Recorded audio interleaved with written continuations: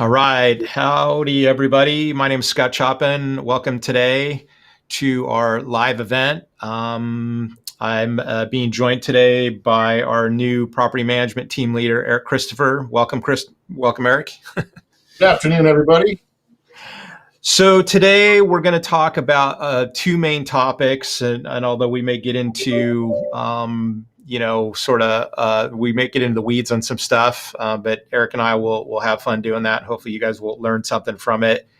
But basically, we're going to talk about the general economy and at least our assessment of it, and also some of the tools that we use. And in fact, we're gonna look at a couple different websites today. One is specifically an economic tracking tool, and then the second one is basically a blog written by a guy who's a very savvy housing centric economic writer. He's not an economist formally, but he's got real good insight into the housing market, and then a lot of other surrounding peripheral economic data. And then to finish up, we'll talk about the multifamily market, and we're going to look at really four articles and sort of give our feedback. Both Eric and I, going to sort of give you some insights into what we see going on specifically. Eric's joined Urban Pacific as the team leader on property management, working with Lita McKessie on the Urban Pacific team. And Eric's an owner, has a portfolio of his own units. So speaks to the multifamily market, as directly as anyone. So appreciate that insight as well. So let's do this then. Bear with me. Okay, so the first thing we're going to do is we're going to get to this first website, which is called Econpi. And Eric, do you see that coming up on your page? I do. Okay, cool. Yep. Good. It's all working like it's supposed to. So far, so good. So this is a website called econpi.com, E-C-O-N-P-I, like the number, .com. And this is a website and really an economic cycle tracking tool that I found probably, 4+ years ago. And the folks who run Econpi have created this tool, which you're going to start to see here, called the Baseline and Rate of Change Analysis Grid, or we call it the BAR grid for short, just internally. And I've highlighted a little section. You guys can read that for yourself. But basically, what this tool does, which we'll get into the graph below, and you'll sort of see what this is. But this is basically an economic tracking tool, a cycle tracking tool is the way I think of it, that uses around 20 different economic variables and both tracks them individually on this grid that you see in the middle of the page, as well as taking the mean of all those economic variables and putting it into what's called the mean of coordinates, or the MOC, which you see on the sort of the middle right-hand side of the graph. And basically what you can see here is that we have the individual economic indicators and plus the mean of coordinates. And then this green box is actually LD, that's leading indicator. So that sort of gives us, somewhat, in the future look, not too far in the future, no more than a few weeks, of those indicators that are leading indicators and sort of where the mean of coordinates might be suggested to move next.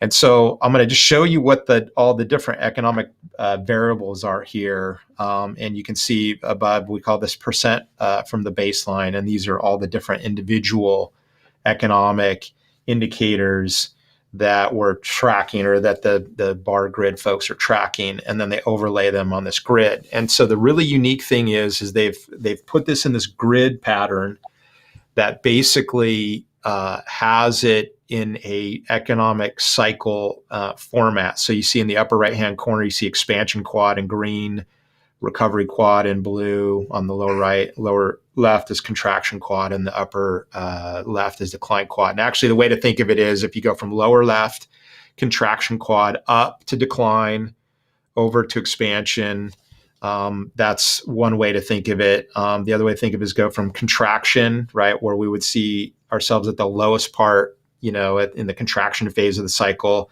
and then to the right to recovery, then go up to expansion and then decline. So you can sort of think of it in a circular manner: contraction, recovery, expansion, decline. If we go from the trough to the peak, you might think of it the other way around, right? Where it would go from expansion, et cetera. So the beauty of this is this really gives you a graphical view of the economic cycle. And it's the only tool I've ever found that really represents it so broadly. I mean, we all track different economic variables. So things I think of are like the negative yield curve, right? And in fact, the yield curve is one of the economic variables on this.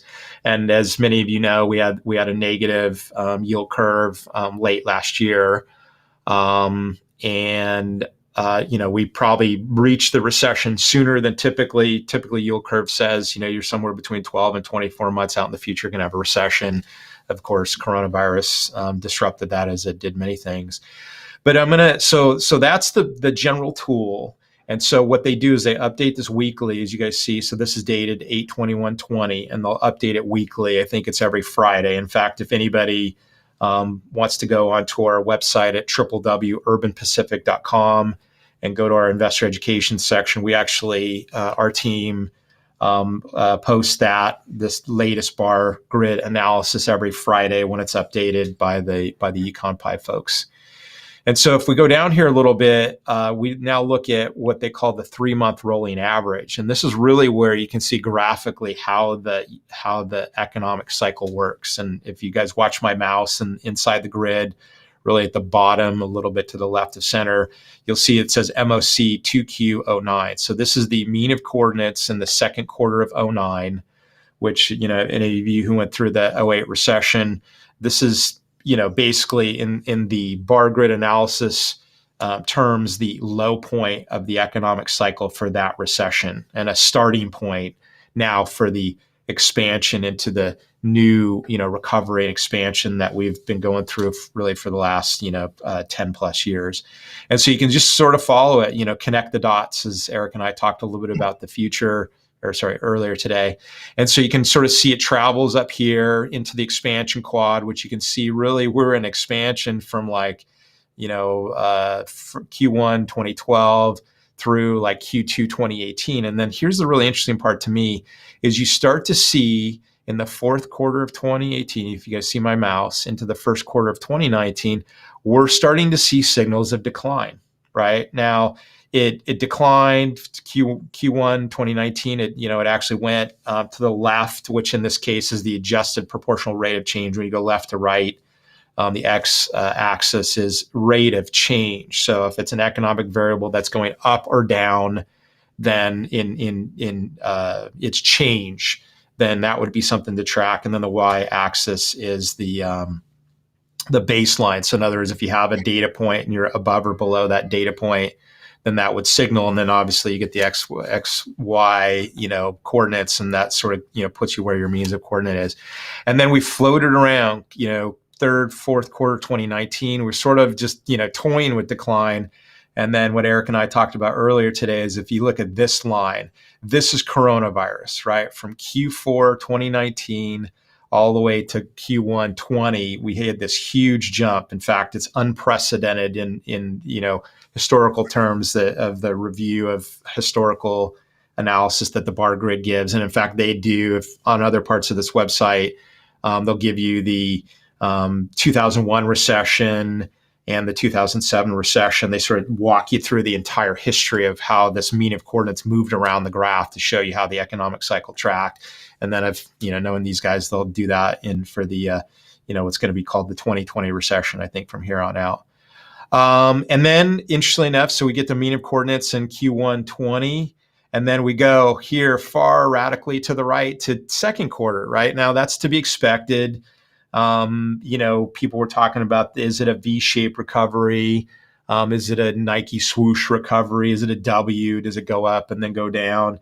And then actually I had a talk with an investor today who was watching a webinar, and they had the term called a K, what did they call it? Not a V-shaped recovery, but a K-shaped recovery, which they argued that, one part of the K is those that are those companies that are accelerating during the recession. So think, the Amazons and the Zooms of the world, companies that are accelerating during this downturn. And then another part of the economy that's really bifurcated is going down, right? And that would be people that are employed in the restaurant sector or the restaurant sector itself. That was a new one for me. And so, we're, right now the latest data is Q2 20. And so it'll be interesting to watch how this thing moves through the recovery quad, right? Do we retreat back into contraction, in Q3? I think the economic consensus is that, that we'll be in recovery in Q3, Q4. And then the question will be, although we've had a radical down and up in, Q2, Q3 of 2020, where will we end for the year? Consensus sort of has us, 1 or 2% economic growth for 2020. Which, we'll obviously know, when 2020 is done, 1 or 2 quarters after that. So I think I'll finish there. Eric, anything you want to throw in here while we're on this page before we move on? Yeah, no, I mean, at the first time I saw this, probably like you all, you're wondering if you're going to have a test around this stuff at the end, because it brought back memories of geometry class in ninth grade. But the data points in the grid that you're looking at right now, you can kind of look at them as intuitive, right? So you're talking about a recovery. What's that? Job openings, industrial production, vehicle sales, and then so the boxes are pretty intuitive. But like Scott was saying, that on the decline to the contraction quadrant, that's a way different curve than we've seen ever before. Because literally, we saw in March, like a light switch was shut off, and millions of jobs were lost, like literally in a week. So, we're not used to that. Now, how fast it can come back at, the light switch may be a little stickier turning back on, but certainly it's a really interesting kind of documentation of like Mr. Toad's Wild Ride. And where does it go from here? Do we wander back over to the recovery quadrant, or do we kind of fester in the contraction quadrant? And that's just macro information we study, like, hey, where would be the next window of time for the best place geographically or size or whatever for the development side. But it just, for data geeks like myself, and I'm kind of speak for Scott here too, it's just fun to be able to dissect this kind of stuff and have like a little bit of a mindset around context. And that's kind of why we're bringing this to you today. Love that, Eric. Thank you. And actually, as you speak that, you had me thinking about one of the things. I'll go back up here. I've never seen this where you have multiple different economic data points spread all over the graph, right? If you look at it, usually they sort of, if you go down here, you sort of see they'll bunch up in one coordinate as you expand, right? All the economic indicators sort of track together. But we've moved so radically that you've got, all these different variables are spread all over the place. And the mean of coordinates is literally that. I mean, I won't call it the average, it is the mean. But that's one simpler way to think of it. And that, I think, is just a testament to how, disjointed the economy is and how quick it happened, right? Like, I think if variables will move slow, some will move fast and some will move slow. Some that move fast could and did. One of the things you guys look at in this upper right-hand corner, home sales is just almost off the charts expansion, which we know, and Eric and I talked about earlier today, the for sale housing market, in many markets, most metro markets, major urban metro markets, is just, going crazy. I have a good friend who I study strategic knowledge with. He's in the mortgage business down in Orange County. He said it's the busiest time ever in the history of his career. They, as people do in the mortgage business, you do what you do to keep up. But I think it's just a testament to how fast and rapid, which I think everybody knows intuitively because, it came, upon us so rapidly. One last point is this is not a housing centric measurement tool, but there are housing factors in here. One which we talked about was existing home sales. And then I believe the other one is building permits. Looking here. I know building permits is somewhere in there, but just for people who will use this tool and might find this useful, this is a macro tool, right? This is a way to study the entirety of the market, big picture, although it has granular data that makes up the big picture. That to me is the thing that's most powerful about it. But this is really only just sort of reading high level. In fact, today what we're going to do is we're going to go high level really to granular, sort of in that order. So we start here with this, most high level. So great, Eric, thank you for that. So now I'm going to switch here to the next one we're going to talk about is a blog or a website called Calculated Risk, and it's calculatedriskblog.com.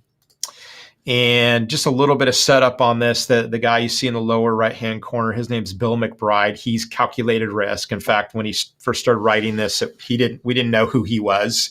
In fact, it was a team of people who wrote it, him and another woman who since passed away. And they started to write about the mortgage markets pre-2007. So I don't remember when the website started, like 2003, 2004. But Bill and this woman named Tanta paired up and started to sort of pool their knowledge together. She was a mortgage person. He was a retired Fortune 500 executive. And together they sort of made this alchemy of assessment of the mortgage market and what was happening with it. In fact, they called the meltdown, I can't remember, at least a year or two ahead of it actually happening. We could argue 2007, 2008 for the mortgage market officially. And one of the things that's always attracted to me and really what resonated with me in the beginning is that Bill, now since Tons passed away, Bill is the only writer for this blog. He does a great job of making assessments of the housing market, and then he does a lot of these great graphs. Now these aren't housing graphs here that you're going to see in the part that we're going to talk about, but I would certainly encourage anybody who's tracking the housing market generally. He has probably predominance of information about the for sale market, but he does beautiful graphing, and he always basically just puts his own little, I don't want to call it opinion, but maybe just an assessment, right? And I really enjoy Bill's very pragmatic view of the world related to these things. He's not an economist in the academic sense. I don't know that he's, writing books, but I don't know of any books that he's writing. So he has no agenda to sell anything. I mean, obviously he's got a, commercially successful website, but that came after the ethic of how he writes the blog, which is just really plain, straightforward, transparent assessments. He's calling bottoms and tops of the economic cycle based on, all the different data that he prepares for the website. What I wanted to show you today was something that he produces regularly, and he has, what he calls here 8 high frequency indicators for the economy, as you can see at the top. And I wanted to show this today because I think we looked at the bar grid, which is big picture macro. Probably many of the variables are relatively slow moving, some faster, some slower. But I like these because these are what he calls high frequency, or in other words, rapidly changing, can be measured, daily in some cases. And I'll just sort of show it to you, and then we could talk a little bit about, and in fact, each one has a graph, but basically I'll go through them. So he's got daily travel numbers, which you can see, the red is 2020. We've dropped off, off the map on that. The next one is open table reservations. In other words, how many people are using open table to reserve, tables at a restaurant. And in fact, I'll just pop this one open. You can see here at the bottom, I mean, we went to 0, right? Sort of, mid to late March through sort of early May. And then he does it by state in this case. So for us in California, it's the blue. And so you can just get a sense of, how these high frequency factors are really performing, right? And I think this is our intention, is to give you one tool, right, of many that you would use to really have a sense of what's the really, really near-term recovery or not, right? The next one he does is movie ticket sales. I don't even know how the movie industry survives this, but I mean, they're more or less at 0, as you can see at the bottom here. They've come slightly off the bottom. But I know in California, as an example, I mean, we haven't been able to go to the movies in, months now. Next one is hotel occupancy. As you would expect from, lack of travel, lack of, plane flights, and particularly lack of, conferences, the capability to get together in conference. I mean, the conference business is dead. I mean, it's not shown here, but obviously occupancy in hotel is going to take a huge hit. And you can see, I mean, historic downward trend in hotel occupancy, although decent recovery. I'm not a hotel guy and we're not a hotel company, but we're watching this as just a signal for how the economy is doing generally. He's got gasoline consumption, which is interesting because we're at this peak, in February, March, dropped off deeply, and then have recovered sort of to this little plateau right here you see in the last, couple, maybe month and a half, 2 months, but at a lower level, right? So here we got peak level, late 2019, early 2020. And then we've got this, plateau, which is a good signal, meaning we're not dropping off, but we've plateaued, but at a lower rate, right? And that to me is, and Eric and I haven't talked about this, but this is one of my, I think, it's probably well known in the mainstream media and economists, but that it will recover, but to a lower level. I mean, think about it. We can't do anything but that when so many restaurants, retailers, retail businesses have gone out of business that we know of today, which I'm sure we don't even have a really good assessment of the total impact. One of the things I said today to the same investor I mentioned earlier is that, that the coronavirus dumped a bunch of damage into the economy, right? Unprecedented. Now we put a lot of stimulus into the economy as well, but the damage is there. And in fact, the conversation was around the fact of what are the second and third order consequences that we don't know yet are going to show up. In fact, these are the kind of things that we say again. That's the scariest part. Yeah. And so I think it's just a function of just being, the term I use, vigilant, right? We need to continue to pursue business appropriately. For us, that's real estate development projects, and particularly focus on our urban townhouse, UTH, workforce housing model, which we are finding to be relatively protected in this recessionary environment. But we got to be vigilant and ever watchful for what's I call it the signal from the noise. One of the things I learned from the 2008 recession is that there's tons and tons of economic variables to track. You got the yield curve, you got unemployment, you got this, you got that. I remember reading articles in 2005, that Wall Street Journal said, housing prices have not gone down on average since 1930, right? Sort of, straight up on a graph like this, never gone down. And that to me, that was the noise, right? From their standpoint, it's Wall Street Journal, so you'd assess that they did good due diligence in publishing that. But it was sort of colored by the peak market thinking of the time, right? And now if as I am now today, I go, well, look, I know markets go up and they go down and they go up and they go down fundamentally, right? That's just reality's operations. It's just then our capability to assess the timing of that up and down, right? And are we prepared? Are we seeing the right signals? This is one of the reasons why I really look at bar grid analysis and calculated risk, because in my, research, these are people that don't have an economic agenda, right? They're not Paul Krugman, who, has a political bent and, is sort of relatively perma-bearish and, sort of negative. In fact, if you read through Bill McBride's Through the Calculated Risk blog, you can see he'll say, hey, now I'm bearish. Oh, now I'm bullish, right? Starting in 2009, 2010, he goes, I'm starting to be bearish, right? We've hit the bottom, which happened to be 2011, at least in the data that he published.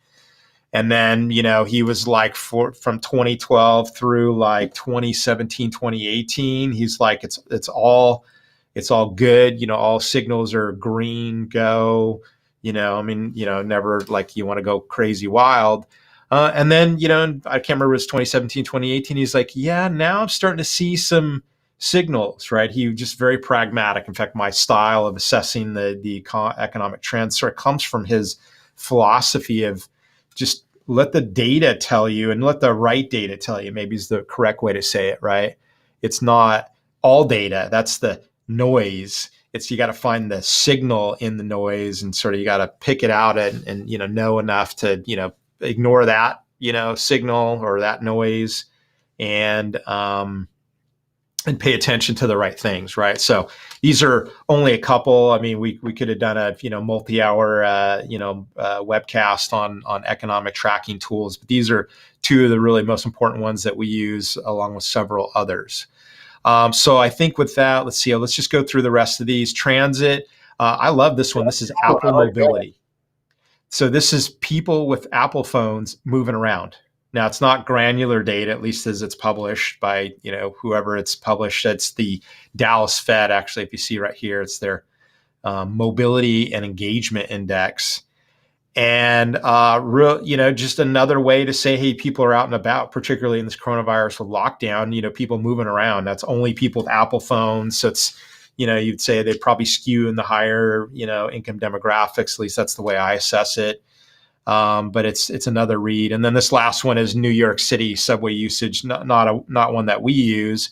But again, you sort of see this,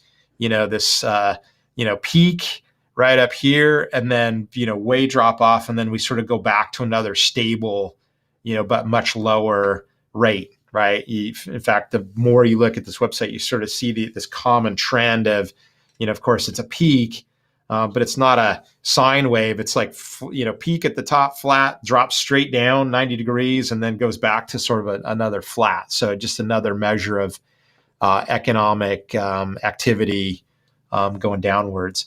Eric, I'd love for you to just I know you're just seeing some of this, at least you and I have talked about it first time. I'd love to get your thoughts on, how this hits you. Well, you hit on a good point, and that is we are so inundated with the mainstream media, right? You can hardly almost get away from it. I've tried my best, right? So I kind of take a position. If I do hear something in the mainstream media, I immediately think it's false, right? I don't know if you guys feel that way too, especially lately, but using what Scott mentioned was like, hey, use your own data analysis, and it doesn't have to be all day long. It could be 10 or 15 minutes, maybe a couple times a week, to scan some of this stuff, draw your own conclusions about maybe where the market's going. Quick example, I don't want to take too much time, but in 2007 and 8, I was doing brokerage at Marcus and Millichap, and I realized this one bank was doing a at 1.0 or even greater above DCR. I thought, that's kind of funny. They're writing loans that they'll write to the exact break even of the cash flow of the property. I better get on the phone and talk to them, because they'll probably have some foreclosures at some point, and they did. So it's just a matter of you looking at the data, taking it in, and kind of making your own take on it versus listening to anything you see on the news, which I'm trying not to do. Anyway, enough about that. No, that's I'm right with you, Eric. I mean, I still listen to the news, but it's less economic. But I'm exactly with you. It's like I listen to, in fact, there's people probably know Diana Olick on CNBC, who's she's like their main housing reporter. And, always has relatively good stuff. And, I don't usually it's reporting CoStar data or, Zillow data. So it's usually well-known, name brand economic data. But it's so high level as to be, it's like, using the Dow Jones to, measure the entirety of the stock market, right? It's one little slice of data within the whole. And I'm with Eric, actually. You're right on the money, Eric, this doesn't take a lot of time. In fact, I just have a weekly reminder. Every Sunday, I have a reminder to review economic indicators, and I'll just go sort of, make, 15, 20 minute assessment. I might get into the weeds a little bit if I find something that's new or unusual or out of what I expected trends to be. Or maybe there's a new report that's being published, but that tends to be more around the multifamily market per se than the economic, general macro economy. But I'm on calculated risk and Econpi, at least weekly and more often. And it's just a quick review, dig into stuff that's useful. Again, Bill McBride doesn't write about housing, every single time. But I tell you, when he does write about housing, it's like you want to read it. And he'll, he doesn't always give his opinion at each report and graphing of whatever the new, Case Shiller comes out, and he may just, publish it. But then when he does, usually it's, in my mind, he's been right on the bottom in 2007, 2008, and then top in 2007, and then the bottom in 2011. and then relatively accurate in this 2020. In fact, his observation pre-January 2020 was housing won't be normally housing leads the economy into a downturn, and then it usually leads the economy into a recovery. So if you look at 1989, 90, that was housing leading the economy into that recession. Obviously, 2007 was, the biggest housing-led recession that, we've probably ever had historically, certainly at least that I've ever experienced. But when he was saying, "Hey, look, I'm starting to become more bearish," and it's not like immediately, instantly, fully bearish, but he's like, "Yeah, I'm starting to see signals. Watch it." But it was interesting. His assessment was housing wouldn't lead the economy into the recession. That housing was generally strong, undersupplied. In some cases, was even still sort of generally in recovery in some versions. Right? The mortgage market wasn't overdone, right, like it was in 2007. But he made the call that his expectation it was some black swan event would be what took the economy down. And, man, was he ever right about that? Now, of course, nobody can anticipate, coronavirus. But, an economy, in my mind, is more, there's more exposure to an economy from a black swan event when it's at the end of its economic growth cycle, right? Like if you were mid-cycle or earlier, you could say a black swan event. I mean, they're still going to happen. Of course, they're indifferent to timing of the economy and the economic cycle, but you might have it be, more robust, right? The economy can sort of take the hit of the black swan event. Clearly coronavirus was so radically different, and, lockdowns were unprecedented. So, no economy was going to survive that, arguably. Yeah, so sure. I mean, great. It always happens, right? I mean, we were already. You could probably agree. The folks out there watching, we were probably before COVID. We're probably in the bottom half of the eighth, top half of the ninth inning on just the real estate cycle in general, right? So we've been in the max uptrend since, you could say 2012 is when I kind of felt we were on the highway to some good stuff happening. So you get up to 19, you go, okay, prices were still cranking. I guess we're digging a little too micro at this point, but cap rates start to flatten out, and you go, okay, well, we may not see the massive upticks in price point going forward, but certainly we didn't see this guy coming around the corner at us to sort of consummate the change in market cycle. Yeah, agreed. And Eric and I haven't talked about this, but I mean, what was it last year? We were, had passed the longest economic expansion in U.S. history, right? 10 years plus. So that, the signal from the noise was, Bill McBride starting to get a little bearish, black swan. Bar grid analysis in 2018, 2019 was starting to go into the decline, grid. We were just, in that, story of the longest expansion, that's got to end at some point. So these are sort of the signal from the noise. And so, just to offer sort of some of the way that we dealt with that, about now 24 months ago, we converted all of the equity raise and hold structures on our UTH development projects, our workforce housing development projects, to long-term hold. One of the reasons was because we were anticipating a recession. And again, it was just, indicators that we trusted started to make these signals. And it gave us enough time to start to prepare and convert. And then because we didn't have to sell during now what is, the depth of the recession, we could be relatively patient and ride the recession out. And in fact, that's turned out to be true. Thankfully, I mean, we're really grateful that that's turned out to be the right thing. But if you look at it, you got to continue to do business, right? You can't stop doing all business. Although I know people who've done that, right? They just said, hey, we're just not going to do any more development projects. But you want to be judicious in your assessment of the marketplace, continue to move forward on good, appropriately underwritten projects, underwrite more conservatively.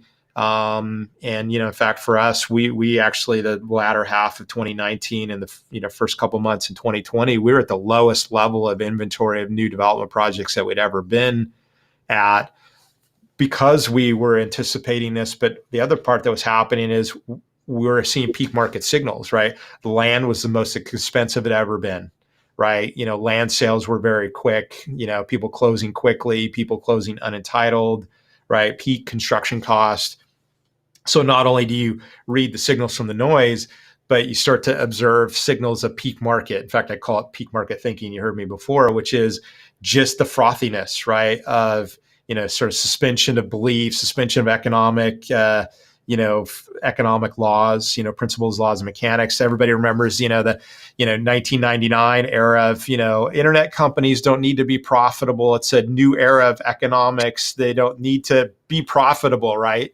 And, I remember I was like, I was ready to, buy as much stock as I could. I never did, thankfully. But, that turned out to be not correct, right? That you can't suspend belief around economic laws, principles, and mechanisms, that those are real, right? The market going up and down is a fundamental mechanism.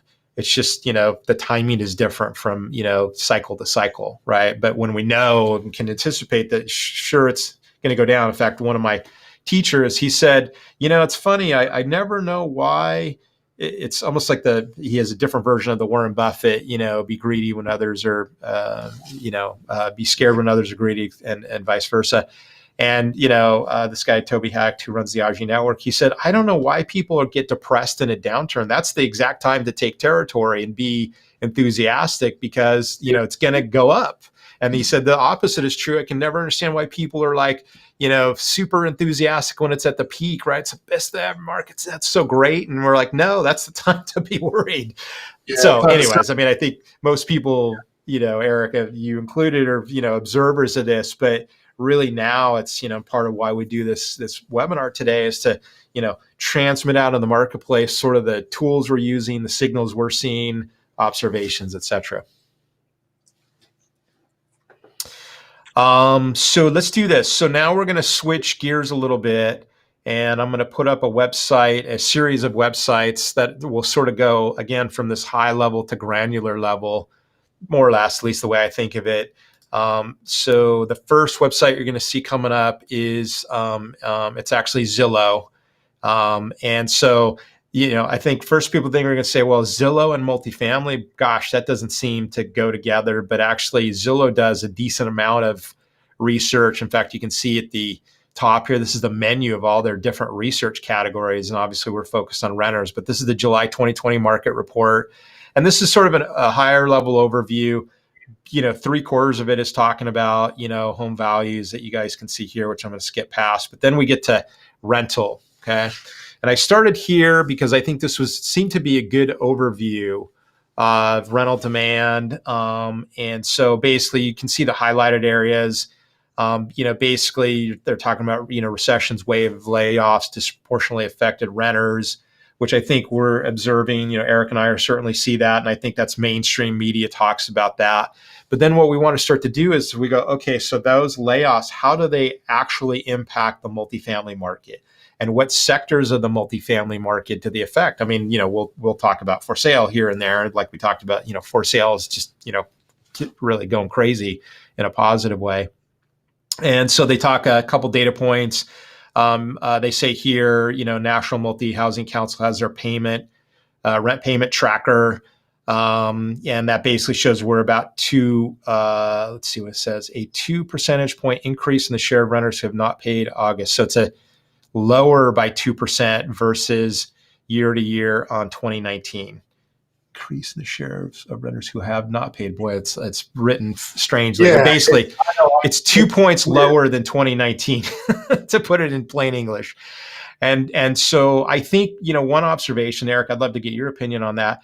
I think a lot of us were very, worried that the rent collections would drop off the ends of the earth. And obviously, I think everybody's aware of the, 600 per week, federal unemployment that's now ended. And Eric and I have had many conversations about this. And I do hear, and Eric, maybe you know something about this, but California is talking about doing their own addition above normal unemployment of 300 a week. So it's 50% of what the feds were proposing.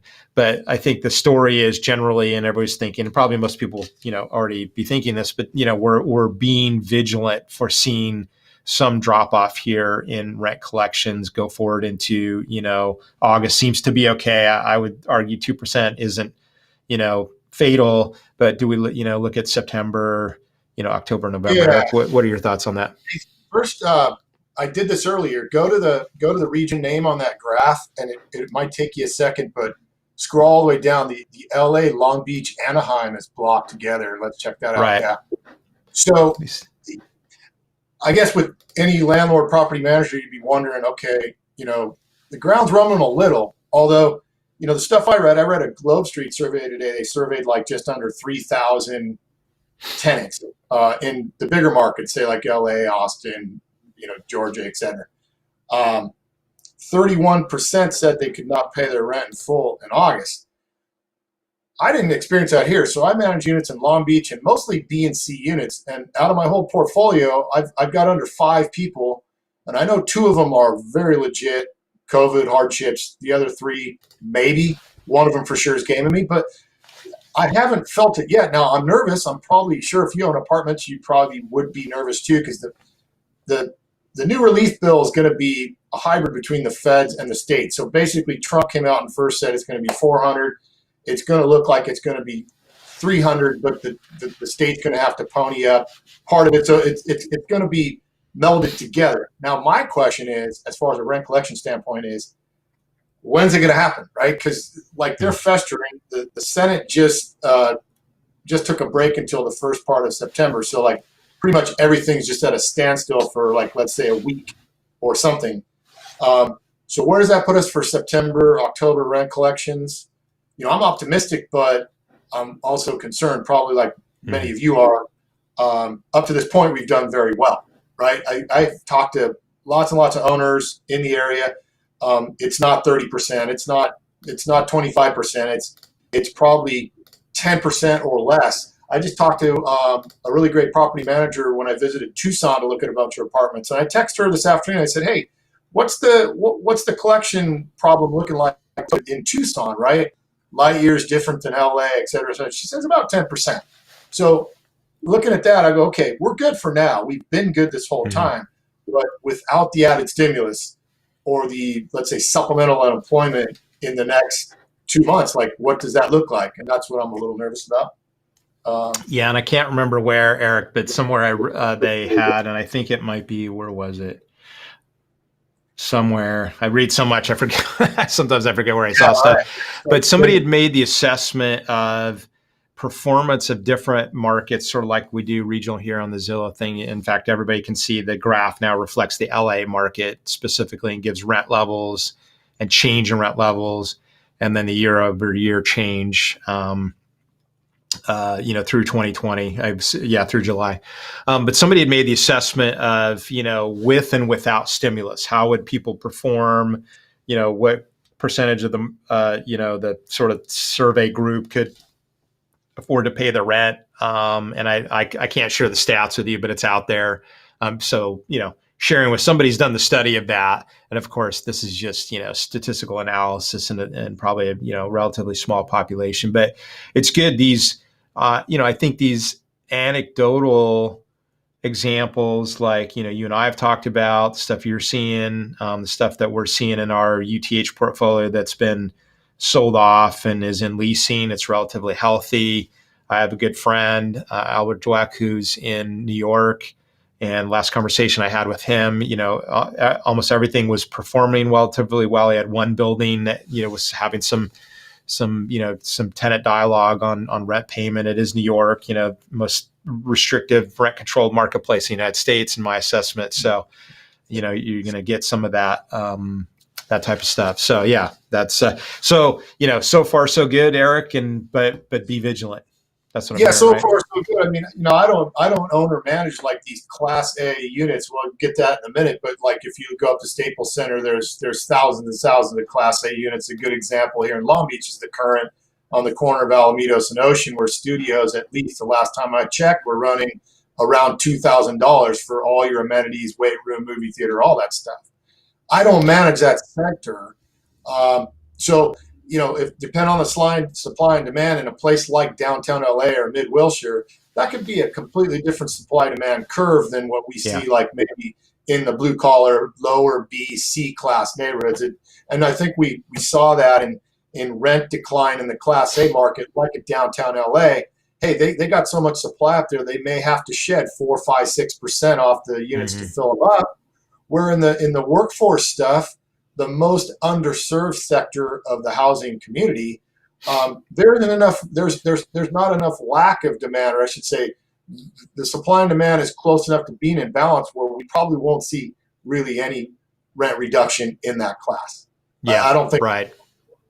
So that's Agreed. In that's fact, is a perfect segue to this next article, and all that is exactly my thinking, and I appreciated Eric. So this is the LA Times. Headline: LA rent is falling with some big drops in luxury buildings, and so this one caught my attention. I actually know this project. I mean, we weren't involved in it, but I've been tracking it over the years. Um, and so I'm just going to scroll down a little bit here to the highlight. Hopefully I still have my highlights in here. Maybe not. the other funny part about that is like, I've got some friends, probably like a lot of people on here do that work or live took the foray into moving into downtown LA, and they're telling, like, most of them are telling me it's just kind of like hell up there right now. There's just a lot Yeah. of bad stuff going on, and like, Adam Carolla said it the other day on his podcast. When the area's on an upswing or a downswing when you see like single women or moms with strollers walking around, and the opinions I'm getting is like downtown's a mess. So add that to the pie as far Yeah. as like supply and demand on rental housing at the Class A level, right? Agreed. Yeah. And I think you and I talked about it. We anticipated that, a product at the highest rents, the highest high incomes needed to afford those rents would, be pressured downwards. And in fact, the highlights that you see here, basically this report in the LA Times, tracks some CoStar data, and basically it says here showing the largest rent declines in the Mid Wilshire area and downtown. So exactly what you were saying, Eric. And they're saying rents have fallen 10 to 8% respectively since March. And it goes on to talk about here just the amount of supply of brand new housing, luxury apartments, as they call it here, renting to young professionals in downtown LA. And in fact, this is a thing we've tracked for several years. In 2016, 2017, when Urban Pacific pivoted, and we sold off all of our sort of young professional downtown luxury apartment projects. And it was a good time to sell, and pivoted to the workforce housing model. One of the logics was the fact that in a downturn that was going to come eventually, our assessment of multi-earner households that would live in the sort of a large bedroom count townhouse rental, think family renter housing, versus young professional single earner living in the studio in downtown Long Beach that's renting for 2,000, 2,500. I think I don't know if it's still that way, but I've seen rents as 3,000 for the real high floor studio. um, you know to us, that was a scary place to be because predominantly, one is my assessment, and Eric and I have talked about this and several other people, that millennial and Gen Z young who would live in these units and single earners are going to be your predominant tenant profile in these downtown luxury sort of mid and high rise projects, and that's perfectly appropriate. There's no nothing pejorative around that demographic. But my logic was these people are very mobile. Maybe they moved to LA from Dallas, where they grew up, or wherever they're from, Midwest, or wherever back east. And so they came to LA, they got the job, they got the sexy high-rise studio apartment, and why not? I mean, that's like what you want to do when you're 20 and 25. But we go, when that changes, when the economy turns down and they become under or unemployed, or there's some shift in the job market. In fact, we talk about this internally. I go, those folks are gone in a split second. And again, nothing wrong with it. They're mobile. There's no strong social networks to keep them, in that apartment or in the LA marketplace. They don't have kids. Yes, they have a job. They probably, are not commuting great distances. Their extended families probably not in town, right? It's where they were from. And so you get this, weak social networks versus one of the reasons why we switched to the workforce housing family renter model was these families are multi-earners, which immediately gives them a stability in employment that doesn't exist elsewhere, right? If somebody's job changes or they become unemployed, there's, 3 or 4 other income earners in the household to take that up. And in fact, the way we speak about it is that these families that live in particularly our product, live this way naturally, right? They were already living in this economic sharing, multi-earner, multi-generational household model. We're just giving them a product to live in that's coherent with their lifestyle. So again, both interpretations of what product type you'd be doing in the development marketplace are valid, right? In this sector, it's millennial, Gen Z. In our sector, it's family renter housing. But then you start to talk about the confidence level and likelihood of radical change downwards in a recession impacting, and how much would it impact. The other thing is that in the luxury mid-rise, you got all the big players doing hundreds, thousands of units in downtown LA, thousands of units in Long Beach, Irvine Business Center, right? And, our look at it is we go, look, somebody's going to lose in that game. It's going to be the last person delivering their project as the recession's coming on. Everybody's going to battle out to lower rents and increase concessions. And, Trammell Crow and, Clyde Holland, those guys can, beat the heck out of each other and they'll all be fine, right? No harm, no foul. That's business. Our company's, mid-size, but, we don't compete in that particular arena, and nor do we want to, right? We want to go into a place where we have a natural undersupply and an ongoing undersupply story, right? And so here you show it up, and then I'll just read the last paragraph. Basically says rents in more affordable markets such as Southeast LA and Panorama City are essentially flat, according to CoStar. Even in downtown and Mid-Wilshire, the declines are focused in the pricier buildings with Class C rents down less. And I think there's somewhere else in here, but there was a stat that basically had, you can see this, 8 to 10% in the luxury, and basically that's A product. B product was like 3 or 4% down, or a B product was 3 or 4% down, and then C product, interestingly enough, at least in the stats that I saw, basically was like 0.5% down. Now, I think it's in this article, but the guy he had a good point. He talked about Class C being affected at a different time in the economic downturn cycle than Class A. Like Class A, his argument was to be hit first, and that actually B would benefit from that as people move down and they look for cheaper rent or bigger unit that they can have roommates in. But his argument was, historically, C was hit later as employment changes showed up in the economy that would then affect your C-class tenant, which is going to be predominantly blue collar, right?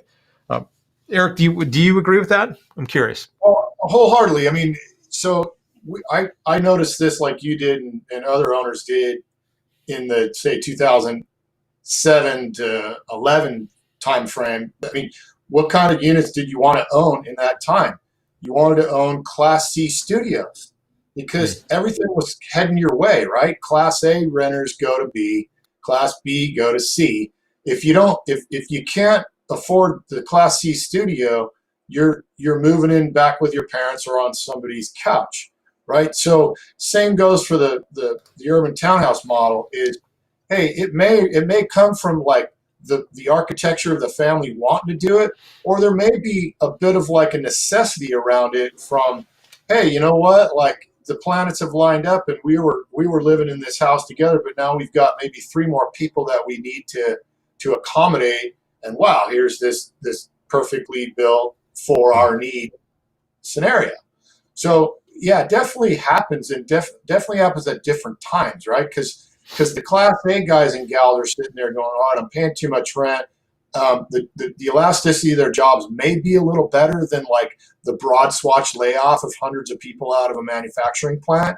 There's 2 different timelines that fit those things, but at some point you have like this waterfall downward of the product type, and it happens every recession. And It's interesting. I hadn't thought of this, but you talk about elasticity of the job. But I sort of where I go with that is elasticity of their lifestyle. Meaning earlier I said, hey, a young person is much more mobile and can move. So there's a elasticity concept around their social ties, right? Families with local extended family and their churches down the road, their kids are in school are inelastic, we'd say, right? that's, yeah, Cool. that's a great point to Yeah. kind of counter that with, because you're right. I mean, when I think our kids are both older and maybe the same age. Look, mine are gone now, and it's like, wow, I feel so light on my feet. I could move to Amsterdam tomorrow. Right? But certainly the other side of that is like, yeah, your church, your kids are in school, they got a bunch of friends, you got family friends around you. It ties you to that community, and there's no doubt about that, right? So that's a huge priority on like your quality of life is if you can enjoy that suite of benefits, call them, versus like younger people or empty nesters that could just pick up and split. Yeah, exactly. Cool. I'll share one other stat that I saw. You might find it interesting, Eric. But 2007 to 2009, Pew Research did a study that had 49 million households move in with family. That's not 49 million people. That's 49 million households. So I sort of say two or more, right? Yeah. And so that's a move you see that's like economic necessity, like you just described, that like fits exactly that distinction you made. We're already seeing that now. I think we expect to see that more so. But also, interestingly enough, and this is sort of like if you think of California, our income versus housing prices sort of demand that anyways, right? Like people need to economic share, just even in a good market because housing's so expensive relative to wages. But then, interestingly enough, it becomes a defensive mechanism when the downturn comes that they can, sort of, round up the wagons, right, batten down the hatches, however you want to describe it. But the other stat was that households that did live multi-generationally had much lower propensity to live in poverty level incomes. Like the fact that they lived multi-generationally reduced their levels of poverty. And I don't have the statistics, memorized, but it was a pretty significant number. And I think on a go forward basis, one of the things that we're talking to investors about, like if you look at the long term, you want to be in undersupplied markets with a robust future. And certainly in California, the need for middle income families, workforce housing is going to be a continuing, probably decade long process till maybe someday we build our way out of this from an economic supply standpoint, maybe never. But also just this demographic shift, both culturally, immigration, and then one thing that's happening right now is the ULI and RCL Code did a study about family renter housing, and there's 8 million households of millennials that are coming into that part of their life cycle that has them want to be oriented around family housing. Now, of course, most of the people will want to own a house, right? The American dream, white picket fence. But we're also, I think, realistic enough to say, look, there's going to be a component of the population that doesn't have the incomes or the savings or both to afford the house. And so they will naturally continue to be renters, right? And so, we're looking at, I think, a relatively strong, future for this demographic. And in fact, later we'll talk at the last article, we'll talk about an article that from a podcast that Walker and Dunlop did with Ivy Zellman. And she basically sort of, echoes that thought process that we have, which we'll show you when we get to the end here. So, okay, so let's go to the next article here. So I'm going to cover this one real quick. This is just a little, this is Multifamily Executive Magazine. So, multifamily industry magazine. And it was just interesting to see their stats of, so this is MBA, this is Mortgage Bankers Association, doing their annual year over year multifamily and commercial borrowing surveys. And, as you'd expect, commercial and retail are down dramatically, but the areas I've highlighted are interesting, which I'll read the green one. The originations picture shows a market divided between properties that were the most dramatically and immediately hit by the pandemic, lodging and retail, and those that have fared better, multifamily and industrial. Refinancing government-backed loans has shown the greatest resilience. So in fact, we've been seeing that as we move. We have 2 projects that are going to be moving through their leasing phase here, one in Fullerton, one in Montebello. So we're out in the perm loan markets, and Fannie and Freddie are still at the table. They're generally at similar rates that they were pre-coronavirus. Same, LTV, LTC. They are requiring a year's worth of reserves against rent losses, and that's different. But they are, at least the latest we're hearing is that they're allowing this to burn off, over a year if you got 6 months of performance. And I'm quoting generally, so that's not a exact quote that you might get today. But then in yellow, it says multifamily fared the best with a 24% year over year decrease for property loan originations, where hotel, I didn't highlight it, below that is 91% down, right? So the average is 48. But I think this is just, good statistic to show that multifamily is relatively healthy, at least enough, to demonstrate that, we're a quarter down, right? But that there's still liquidity in the market. In fact, I would encourage anybody, Walker and Dunlop, Willie Walker has a weekly podcast. I think it's a podcast webcast. And usually in the beginning, not always, he'll give a little market update for what they're seeing on recent loan closings or, letters of intent quotes that they're getting from lenders. So that's always a good update. And then let's see here. You saw my notes, Scott, because I talked to my buddy who's always in the top 5 multifamily loan producers for Chase, right? He works directly for Chase. Yeah. And I don't know how you could have seen it, because you pretty much hit the nail on the head. I said, hey, usually after I text him or I see him at the gym and I go, hey, what the hell's going on with lending in multifamily? He goes, right, where are we at? So I said, all right, hey, I'm going to go on this thing today. I don't want to wing it. What's going on? He says, basically the same thing. You got a year's worth of P&I that you got to show at closing, but you can use that for payments, right? So you basically burn those off over 1 year. DCRs are up a little bit. I said, what are they up to? 'Cause I was used to 115 DCR. He says they're 120 to 130. And he says, but the best part's the rates are low 3s. Yeah. So really, even though we had a little knee jerk right after COVID hit, if you tried to get a loan those first 3-4 weeks, you're like, wait a minute, because nobody knew what the hell to do. Yeah. But now it looks to me like, other than the reserve payments, which is just basically you're saying, I'm going to stack 1 year of payments in the bank and just unload it to you guys on the month, it's as good of a time as ever. The rates are better than they were a year ago. Willie Walker, his assessment was that the first stimulus package put a bunch of liquidity into the way I understood the secondary markets, that backed the GSEs. And I'm not a loan guy per se. I mean, we do a lot of loans, but I'm not in that loan business per se. But, it was basically the net effect of the first stimulus package was to put a lot of liquidity into the lending markets and allowed lenders to continue to maintain. In fact, that 3 or 4 week dead period was when the stimulus package was, going through and not yet approved. And then once it got approved and that liquidity went into the market, then, we basically returned to, almost the same. In fact, like you say, rates have gone down, right? Which is, I think a net positive. We are hearing, I'll share also, I have the same kind of guy, a friend who's a broker. Banks are still lending, commercial banks, much more stringent underwriting, much lower LTV, DCR is way up. He did say he's doing a series of cash out. He called them refis, which I was surprised that anybody could get cash out, but the credit unions were doing it. Although the LTV, the loan to value was 40%. So you go, well, okay, that's why they got cash out.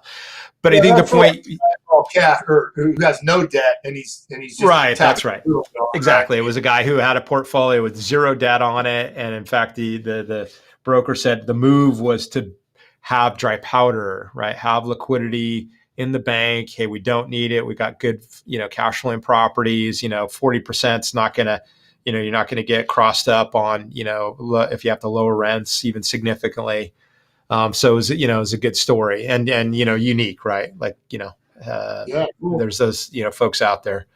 All right, I'm going to switch to the last article here. And this is basically, let's see, this is Connect Media, Connect Commercial Real Estate. This is a website, and actually they do they do webcasts and article writing. So people might think of him like a Globe Street style. And this is just a little synopsis of this webcast by Ivy Zellman. If anybody remembers, 2008 and read The Big Short, Ivy Zellman was, I think at the time, an analyst. I think it was for Solomon Brothers, maybe somebody else, but she covered the mortgage market, CDO and those kind of mortgage products, and was, incredibly bearish before it happened. And so got sort of a reputation, in fact, for a period of time, as I recall, and I may be getting this fact pattern right, but she was a little bit, under the gun from the mortgage industry for, hey, what are you saying all this negative stuff for? And she turned out, of course, to be right looking back on it. But she built a great reputation on it and good long-term history. So I did actually watch this podcast, this webcast. And I just wanted to highlight a couple things that she said, and this is sort of, I think, where we can wrap up for today.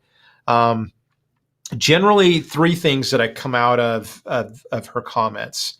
One, generally, she sees a headwind in the multifamily arena, particularly Class A, related to the millennial demographic shift that I talked about earlier, meaning millennials are starting to get married, starting to have families. And so that has them move out of the Class A studio unit into some other type of unit, that's more conducive to their now changing life cycle. And again, completely normal. It is just the demographic cycle. It's a natural thing. In fact, you can graph it. I don't know if it's still around, but there's a guy named Bob Gardner who I think he's retired now, but he used to be at RCL Co. And he had this great graph where he overlaid the life cycle of different generations. So baby boomers had a certain cycle, Gen X, millennial, now Gen Z, and he overlaid their age graph, looked like sort of a bell curve, with their propensity to rent apartments and, move up and then buy house starter homes and then move up homes. And you could see, in fact, he did this I remember it was like 2005 or 2006 at Pacific Coast Builders Conference in San Francisco, before what hit the fan. And he's like, this is the future, right? This millennial demographic is going to be young. They're going to be adventurous. They're going to want to rent, in downtown. And Bob Gardner was the guy who ultimately was sort of the seed of the idea of what became now Urban Pacific, which back in the late 90s, he did a report for a company they worked for at the time. And basically he at that time was said, hey, urban is the future. Now millennials hadn't come yet. So that was sort of Gen Xers were, in their, I would say early 30s to, mid 20s to early 30s. That was on the top, right? The last 10 years, everybody, piling into the city, close to mass transit. We're going to live above, walk to work. That's been here forever, right?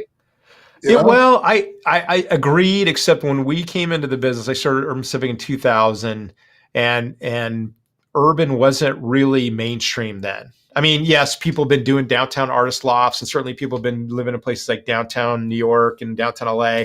But remember, in 1999, I mean, downtown LA was, pretty much dead, right? And certainly not what it was today.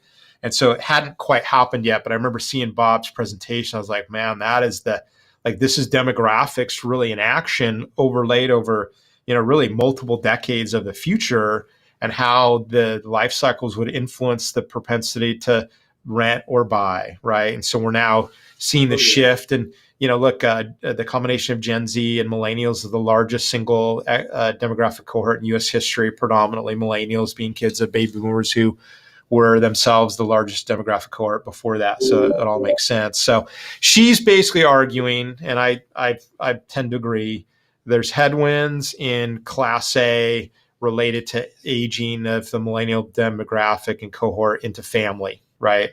So then you go, okay, so she says here, right now, multifamily is really feeling a perfect storm. And when I listen to the podcast, she really means, the demographics, coronavirus, eviction moratoriums, more rent control laws, all those kind of things. Like that's the perfect storm she was describing. But then she goes on to say two really interesting things. One, and I don't know if this is just her trying to be kind to the multifamily industry, but she says, look, apartment sector is a terrific asset class. And in fact, at the beginning of the podcast, Willie Walker asked her, hey, if you were going to invest in a specific product type, residential, in a specific location, what would it be and where would it be? And she said that she had a really interesting answer. She goes, I would buy single family rental in Cleveland. Now, Cleveland was because that's where she's based. So she knows that market. But she said, look, I'm a firm believer in the ability to generate yields given housing cost, what you can buy and invest at versus the rents you have. And I think that's an ongoing sort of Midwest story anyways. You buy for cash flow, not for appreciation in those markets. But the single family rental was a real, in fact, Willie Walker said, okay, that's an unusual choice, but okay, good. But then she went on to talk about the idea of single family rental and then what she calls build to rent or BTR. And she differentiated, single family rental would somebody who buys an existing house to rent it, or an institution buys, many houses and rents them out. But the idea is to buy existing and then turn it into a rental. And then build to rent obviously is just what it says. You're building to rent, right? So you might have your single family home builder, a Lennar or a Toll or a Beazer or a KB, whoever you might. And that some of those companies are starting to, build a single family home that they then rent. Now, we're interested in that because our UTH model really is a build to rent model, except it's an attached unit, not a detached.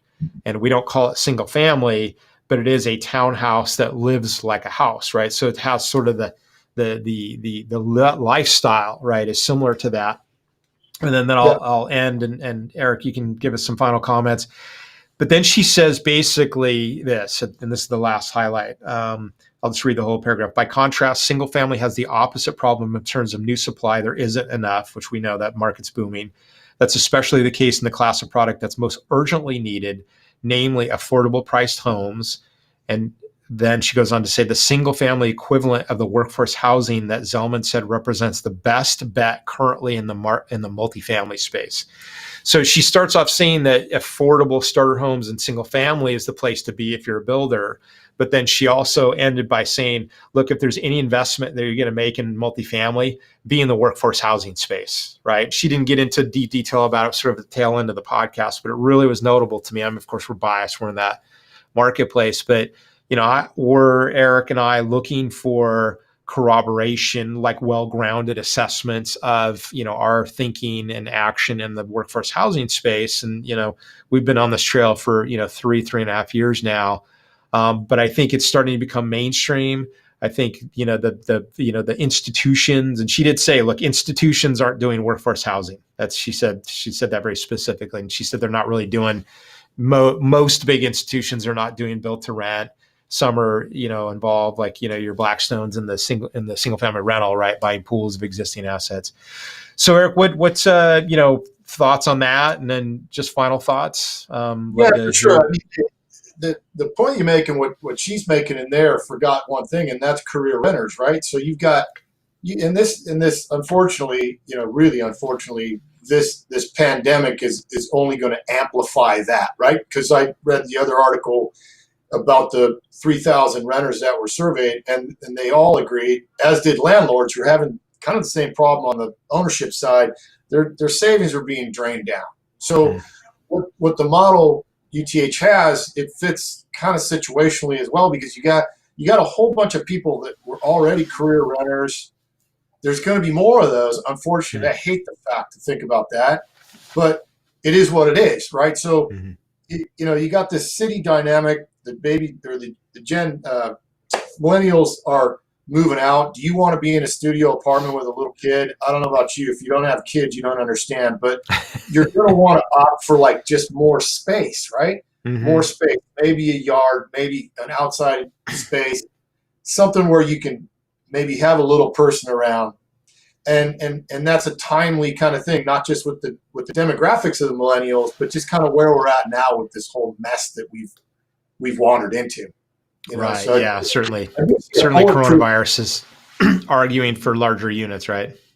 Yeah. I mean, Kent, don't you feel that way? Like, even though you're walking down the street now and 2019 December, we're chumming up in rock concerts and bars, three inches away from each other. Now you're kind of walking outside the parked car on the side of the street, and that's like set in as the normal, right? People want more space now. Yeah, and I think, in every category of life, right? Like every place you go, and I want to break out of that hopefully sooner or later. But The point Yeah, being is me that too. like the model that we're serving is the most and will remain to be the most underserved market in the housing economy, right? It like nobody's driving their offering to the folks that we want to have as our tenants. They're just not. Hmm. And I think it fits the bill for a lot of need, not just now, but just moving forward because we're never going to be that cheap to live here in California to I buy a agree. house. Yeah, that's and to your point, we'll never, at least that I can tell, and you and I have talked about this, be able to generate enough new supply overall, like of any and all housing, right? In California, I mean, I'm right with you. Like, I don't wish that, right? I wish everybody could have any house of choice that they would like and be able to afford it. But reality is that that's not the case. And so, from the development marketplace, you go, hey, do we ignore that? And for the most part, the development marketplace has, they've been building studios and one bedrooms, right? Because that's where the demographics are. And I go, yeah, I get it. We just say, hey, look, there's a population of the marketplace that is underserved, which has a good social benefit story, happens to make it attainable, happens to serve a part of the industry that's undersupplied. So, yeah, I Yeah. appreciate all that. Well, Eric, any final thoughts before we close out? No, Gentlemen? just I got immediately excited about this when you brought it to me months back and studied and read about it, and I just think about being on the other side, on the tenant side, going, wow, you know what? I can house my family. I got a 2-car garage. I got air conditioning. I got all the amenities that maybe like I never thought I would have in my world. So it's super cool. It's super exciting. I'm looking really forward to getting those happy folks. I can't wait to see the folks that like say, hey, this is going to be our new home. So it's just super cool, and glad to be a part of it. So Well, I appreciate that, Eric, and it's great to have you on the team. We're glad you're here helping us. So, thank you for that. Well, let me wrap up and just offer for anybody who wants to get in touch with us, I would encourage you guys to go to our website, www.urbanpacific.com. Go to the contact page, and everybody's email address is there. My email address and my cell phone number. People are welcome to email or text me. The entire team's emails are on there. I would also encourage you to go to the investor education section. We have a very robust set of articles, videos. We have probably 20 or 30 podcasts of that we've been a guest on. There's a lot of data in there to help you with both to learn how to better underwrite properties. Multifamily, of course, is our specialty. But ways to make better assessments about the people that you get in partnership with. So all kinds of different data and knowledge, really intended to serve the investor marketplace with the knowledge and capability to help you make better investments. Because at the end of the day, that's the most important thing that you do, and the thing that we want to help you with. So, on behalf of Eric and myself, we appreciate everybody joining us today. And we'll look forward to the next one and more economic and market report updates. Thanks, everybody. have a great weekend, everybody.